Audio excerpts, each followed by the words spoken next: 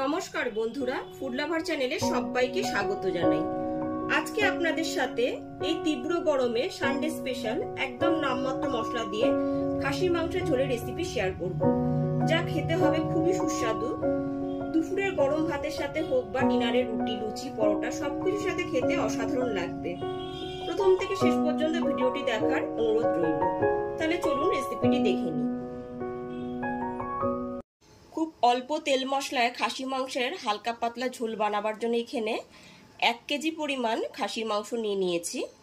মাংসটাকে প্রথমে পরিষ্কার করে জলে ধুয়ে জলটা ঝরিয়ে তারপর একটা বাটিতে রেখেছি। মাংসটা ম্যারিনেট করার জন্য এখানে হাফ বাটি পরিমাণ টক দই নিয়ে নিয়েছি। টক দইটা পুরোটা দিয়ে দিচ্ছি। টক দইটা পুরোটা দেওয়ার পরে মাংসটাকে খুব ভালো মতো মেখে নিতে হবে।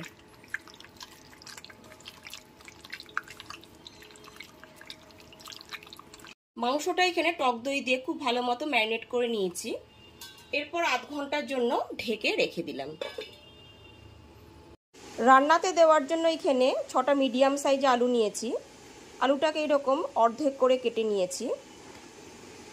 20টা রসুনের কোয়া নিয়েছি।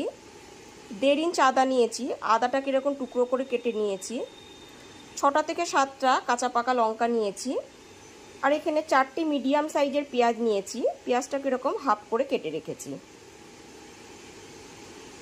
রান্নাটা করবার জন্য গ্যাসের উপর একটা কড়াই বসিয়ে দিয়েছি। কড়াইটা এখানে খুব ভালো মতো গরম করে নিয়েছি। এবার এতে দিয়ে দিচ্ছি 4 টেবিল চামচ সর্ষের তেল।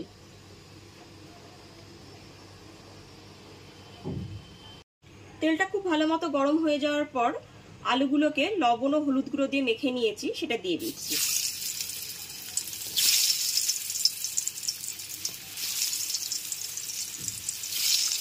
গ্যাসের ফ্লেমটা মিডিয়ামে রেখে সমস্ত আলুগুলোকে লাল করে ভেজে নেব।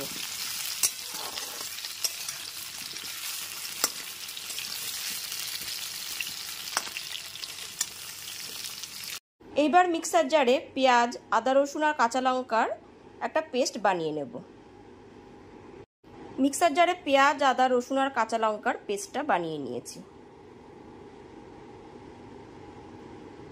গ্যাসের ফ্লেমটা মিডিয়ামে রেখে আলুগুলো এখানে ভেজে নিয়েছি। এবার আলুগুলোকে তেল থেকে তুলে নেব। আলুগুলো ভেজে একটা বাটিতে তুলে রাখার পর ওই একই তেলের মধ্যে দিয়ে দিচ্ছি একটা তেজপাতা। তেজপাতাটাকে আমি চিড়ে দিয়েছি। আর দিয়ে দিচ্ছি 1 টিস্পুন গোটা জিরে। জিরে আর তেজপাতাটাকে খুব ভালো করে হালকা করে ভেজে নেব। গ্যাসের ফ্লেমটা এখন লোতে রেখে ফোড়নটা হালকা করে ভেজে নিচ্ছি।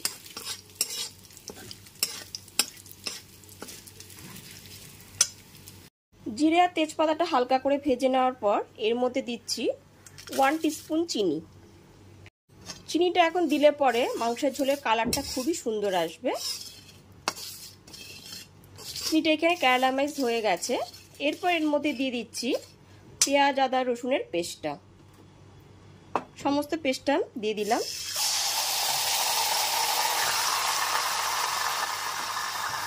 পেঁয়াজ, আদা, রসুনের পেস্টটা দেওয়ার পর 3 থেকে 4 মিনিট ধরে গ্যাসের ফ্লেমটা মিডিয়ামে রেখে পেঁয়াজ, আদা, রসুনের পেস্টটা কষিয়ে নিতে হবে।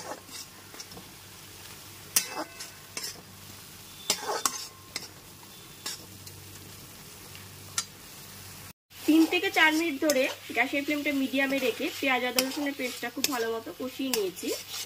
এরপর এর মধ্যে দই দিয়ে ম্যারিনেট করা মটনটা দিয়ে দিচ্ছি। মটনটা এরকমভাবে দই দিয়ে ম্যারিনেট করলে মটনটা খুব নরমও হয় আর খেতেও খুব স্বাদ হয়।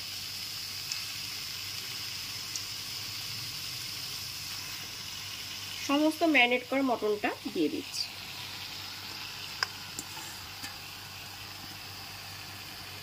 এরপর খুব ভালো মতো মিশিয়ে কষিয়ে নিতে হবে। গ্যাসের ফ্লেমটা এখন হাইতে আছে।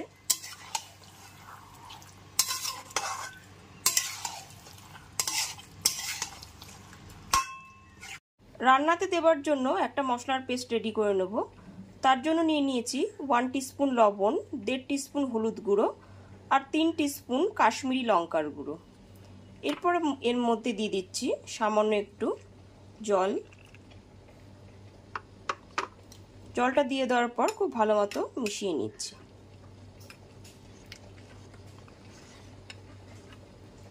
মাংসটা খুব ভালো মতো মিশিয়ে নেবার পর 3 থেকে 4 মিনিট ধরে একটু কষিয়ে নিয়েছি। এরপর এর মধ্যে গুঁড়ো মশলার পেস্টটা দিয়ে দেব। হলুদ গুঁড়ো, কাশ্মীরি লঙ্কার গুঁড়োটা দিয়ে দিলাম। গুঁড়ো মশলাটা দেওয়ার পর খুব ভালো মতো 4 থেকে 5 মিনিট গ্যাসের ফ্লেমটা মিডিয়ামে রেখে কষিয়ে নিচ্ছি।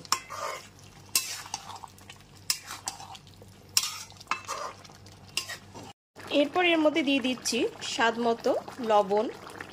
লবণটা দিয়েও খুব ভালো মতো মিশিয়ে নেব। লবণটা দিয়ে খুব ভালো মতো মিশিয়ে নেবার পর গ্যাসের ফ্লেমটা মিডিয়ামে রেখে মাংসটা একটু খুব ভালো মতো কষিয়ে নিচ্ছি। 4 থেকে 5 মিনিট ধরে একটু কষিয়ে নিচ্ছি। 7 থেকে 8 মিনিট পরে ঢাকনাটা খুলে দেখে নিচ্ছি মাংসটা কিরকম কষেছে। এবার একটু খুন্তিটা দিয়ে নিচ থেকে উপরে খুব ভালো মতো নিয়ে নিচ্ছি। মাংসর কালারটা এখানে কিন্তু খুবই ভালো এসেছে। এখানে কিন্তু কোনো রকম বেশি মশলাই দেওয়া হয়নি, খালি হলুদ গুঁড়ো আর কাশ্মীরি লঙ্কার গুঁড়ো ছাড়া কোনো মশলাই কিন্তু এখানে দিইনি। কিন্তু আপনারা ইচ্ছে করলে পরেই জিরের গুঁড়ো বা ধনের গুঁড়ো দিতে পারেন।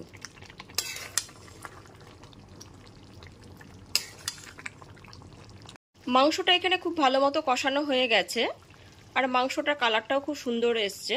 এবার মাংসটা সুসেদ্ধ করে নেওয়ার জন্য একটা প্রেসার কুকারে ঢেলে নেব। সমস্ত কষানো মাংসটা একটা প্রেসার কুকারের মধ্যে ঢেলে নিয়েছি। এরপর এর মধ্যে দিয়ে দেব 2 কাপ পরিমাণ গরম জল।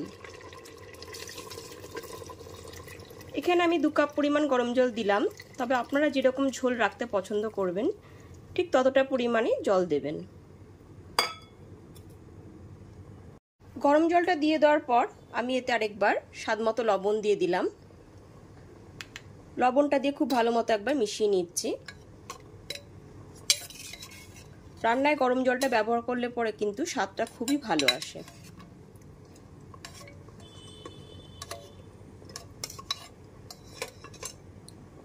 গরম জলটা দিয়ে দেওয়ার পর লবণটা দিয়ে খুব ভালো মতো মিশিয়ে নিয়েছি। ভেজে রাখা আলুগুলো কিন্তু এখনো আমি দিইনি, ভেজে রাখা আলুগুলো পাশে আছে। এরপর এতে 2টো সিটি দিয়ে নেব। প্রেসার কুকারে 2টো সিটি দেওয়ার পর গ্যাসের ফ্লেমটা অফ করে দিয়েছি। এরপর স্টিমটা ঠান্ডা করে নেব।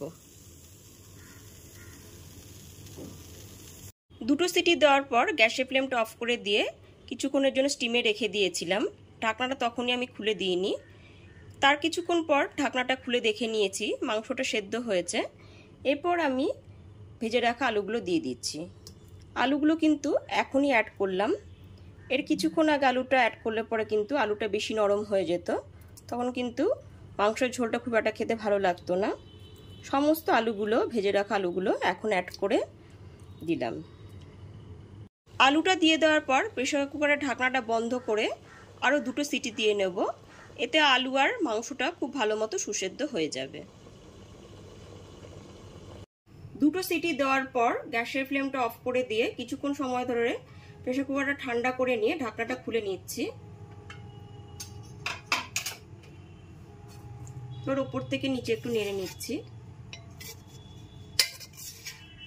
এবার একটা বাটিতে 1 পিস মাংস তুলে দেখিয়ে দিচ্ছি কতটা সুসেদ্ধ হয়েছে। আর 1 পিস আলুও তুলে দিচ্ছি। দেখুন এখানে মাংসটা কত সুন্দর সুসেদ্ধ হয়ে গেছে। এইবার ফাইনালি অল্প তেল মশলা দিয়ে খাসির মাংসের ঝোল পরিবেশনের জন্য একদমই রেডি হয়ে গেছে। গরম গরম ভাতের সাথে এটি খেতে খুবই সুস্বাদু লাগবে। তাহলে অবশ্যই নামমাত্র মশলা দিয়ে মটনের রেসিপিটি বাড়িতে একবার হলেও ট্রাই করুন। আর রেসিপিটি ভালো লাগলে লাইক, কমেন্ট এবং অনেক বেশি বেশি করে শেয়ার করবেন। আর চ্যানেলটি অবশ্যই সাবস্ক্রাইব করে বেল বাটনটি প্রেস করে দেবেন, তাহলে সমস্ত ভিডিও নোটিফিকেশন সবার আগে আপনার কাছে পৌঁছে যাবে। আজ তাহলে এই পর্যন্তই, আবার হাজির হয়ে যাব নতুন করে রেসিপি নিয়ে। সবাই খুব ভালো থাকবেন, সুস্থ থাকবেন। ধন্যবাদ।